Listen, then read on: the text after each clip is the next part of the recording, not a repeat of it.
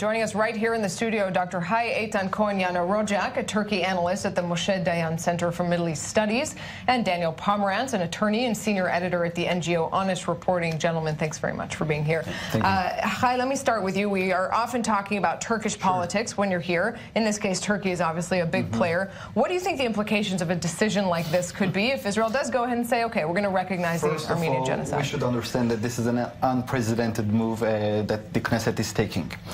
And besides that, the Turkish administration nowadays is approaching to a new milestone, which is the Turkish elections on the 24th of June.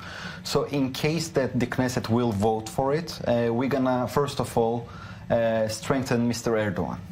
Mr. Erdogan will easily use this as a leverage for his political purposes, and even if nowadays he is struggling in order to increase his vote above 50%, because every sort of percentage that it is below 50%, meaning that we're gonna have another elections in the for the second round, right?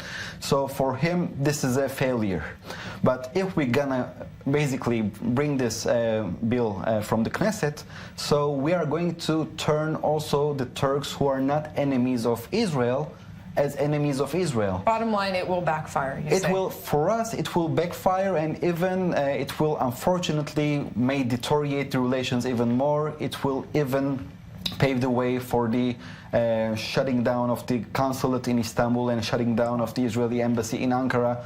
And I'm very, concerned. Right. Daniel, that's a pretty persuasive realpolitik argument not to go ahead.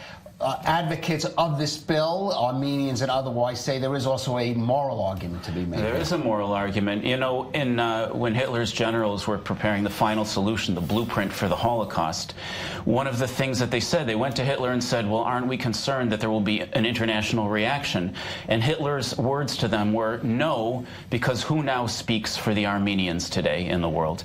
And that was his response. And it's very possible that had more countries recognized the Armenian genocide sooner, there may not have been a Holocaust, or it may have been much more difficult for Hitler to move in that direction. And so now here we are in this Jewish country that was formed in the shadow of the Holocaust, and we're doing that very same thing, failing to recognize an event, a recognition that could have made a difference in that way. So we ask ourselves, is that the right reason to do it? If we do it, if Israel moves ahead with this, it probably won't be for that reason. It should be for that reason, but it won't be. It'll be for political maneuvering reasons. What's not clear from Tzipi Hotovely's statement is whether this is just political posturing to make a point in light of recent events, or whether this is a serious agenda item. I think that it might be serious. And I think that, yeah. Well, do you think that the moral argument should, in this case, supersede those political goals? Look, I'm not against these moral issues. Okay, I'm not Armenian genocide denier. I'm solely concentrating on the interests of the state of Israel. And in my opinion, even if we are going to accept this Armenian genocide bill, it's obvious that we did not came to this point just in order to accept this bill. Accept the Armenian genocide because of the genocide itself, but it is a sort of a revenge against Turkey, and I think this is not moral, first of all. If we're gonna do it, so let's do it in style, and let's do it properly, let's do it kosher, okay? Well, certainly we're not doing it. If we do it, it's not for the right reasons. But it still leaves the question of, is it still the right thing to do? So then let me ask you another question. Yeah. We have very good relations with Azerbaijan, and since 1994, Azerbaijan and Armenia is in a conflict called Nagorno-Karabakh, and we are providing arms to the Azerbaijani army. And since the Azeris and Turks do see each other as brothers and as an inseparable part of a Turkic nation, so don't you think that this step will also damage our relationship with Azerbaijan? Because at the end of the day, when I'm looking at the map, I do not see Armenia as a potential ally of Israel, since it is very much dependent to Iran and it is very much dependent to Russia. So please persuade me, why should, if I was 40 seconds for that persuasion. If I was a member of Knesset, why should I raise my hand? Well, I probably only have 20 seconds now, but I would point out this. France and Germany and about 30 other countries in the world, many of whom do have close working relationships with Turkey, have recognized the Armenian Genocide and have maintained those relationships anyway. History shows us it's possible. Bring back a point that Daniel made, which is that several countries, yes, something like 20 or more, 30 have already recognized the Armenian Genocide, and they have relations with Turkey. Okay, so why shouldn't Israel be one of those? Okay.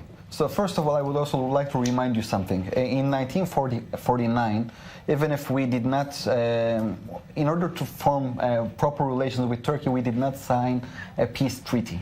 Okay, this is the uniqueness of this relationship. And since Turkey is the first Muslim country that recognized the state of Israel, I think we should attribute a very importance. For us, it is significant. We are living in a neighborhood called the Middle East, and this country is located in the Middle East. And since we are having some legitimacy problem, since our legitimacy is under constant bombardment by our neighbors, by the Muslim world, so if a Muslim populated country, which did not fight with us, never, and did not sign a peace treaty with us, if they are recognizing us, and if they are trying to have a proper relationship with us, I think we should not damage this. Yeah, unfortunately, we are not France, we are not Germany, we are not Spain. Of course, we shouldn't damage it. But, you know, Germany has a new government since the Nazis and recognized the Holocaust, and the Ottomans aren't in power in Turkey anymore either. And it's Turkey's position that makes this damaging. But let me throw an idea at you. Sure. Since the beginning of the year, Turkey's currency has dropped by 17%, which is enormous. They're overloaded with corporate debt and bank debt. They're on the wrong side of the issue of Iran vis-a-vis the United States. And their performance in Syria has been less impressive than a lot of the other players. If there's ever a time to recognize the Armenian Genocide, now might be it. Turkey is looking weak, and that might actually be part of the reason. I want to pause here, High, on present day and a little bit of the political side, because that is, as you both acknowledge, what is driving the decision to recognize the genocide or not. A lot of people might say, well, Turkey has no real strong relationship with Israel diplomatically right now. That's something nice. Certainly they have economic cooperation. That Erdogan comes out a couple times a week condemning Israel, threatening Israel. Yeah. What do you say to that? Well, we should ask ourselves a question. Do we want to extend our hand to the Turkey's Jewish community?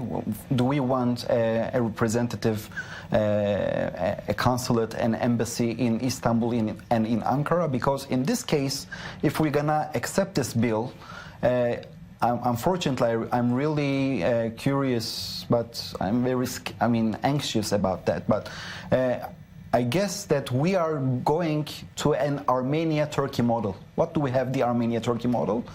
Armenia doesn't have any embassy in Ankara or in Istanbul, but there are direct flights. Do we want to have this Armenia model for ourselves? But we are not getting anything from Armenia. So.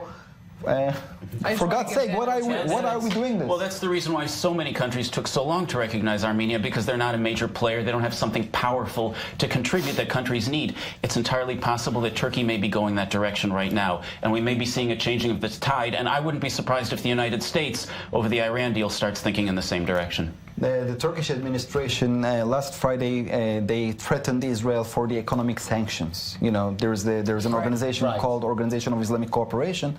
So let's take this Armenian Genocide bill as a preemptive.